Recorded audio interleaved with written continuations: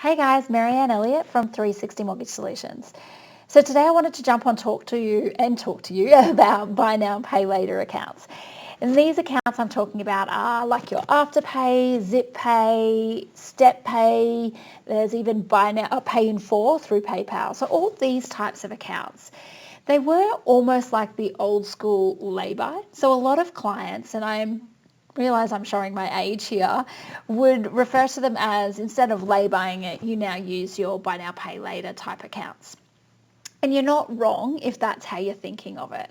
However, if you're not using the accounts properly, and if you're perhaps overspending in areas that you wouldn't normally because you can have access to these accounts, it can actually be far more detrimental to you, not just when applying for a loan, but just in general, than if you were to avoid them.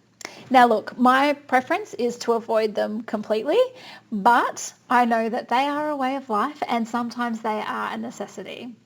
So let's go through where they may not be so beneficial for you. This is if you're using it to spend on items or things that you wouldn't normally be spending. So if you think to yourself, wow, I don't really have the money for that right now, hadn't budgeted for it, but I can do it on Afterpay so I can pay it off later. It's all good. When you start to make purchases with that type of mentality and using these type of accounts, what that does is it puts you not living paycheck to paycheck, but it makes you living one paycheck behind because you are forward spending the money that hasn't come through yet. So where that can become detrimental is if you're constantly living one paycheck behind and then you get one big unexpected bill. Let's say your car registration comes along, because we know that's not cheap. You're already one paycheck behind on your income. So where are you going to pull that money from? And unfortunately, at times like this, you usually find you're using an Afterpay, buy now, pay later type account, and that's just putting you even further behind. It's not actually helping you.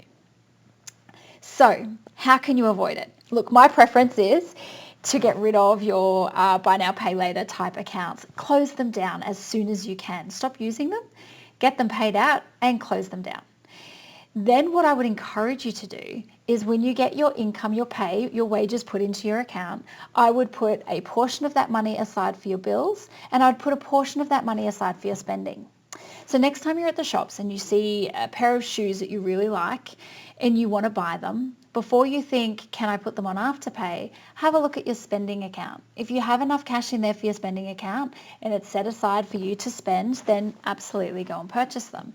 If you don't yet have enough, think of your spending account like your buy now, pay later account.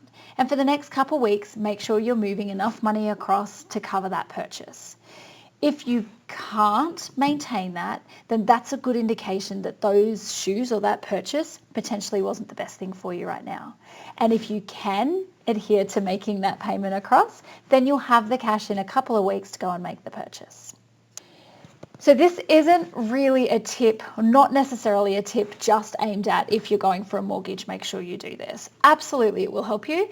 Getting rid of your buy now, pay later accounts shows the bank you're looking to apply with that you are good at budgeting, that you're good at managing your money and you're not overspending.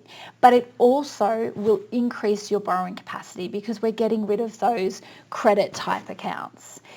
But this is good life advice. If you're finding money's always a struggle, it's always tight, and you have some of these buy now, pay later accounts, this may be an area where you can look to get rid of them. I appreciate it won't be something that'll be super quick, but start working towards getting rid of them. Stop using them for future purchases unless it's an absolute necessity, and then look to close them as soon as you can and start budgeting to make sure that you've got money set aside for those unexpected bills and you've got a little bit of money set aside for your spending so that you can feel like you've got a bit of a life and you're not just grinding every day to pay the bills. That's it from me, guys. I hope you have a great week. I will catch you in next week's video.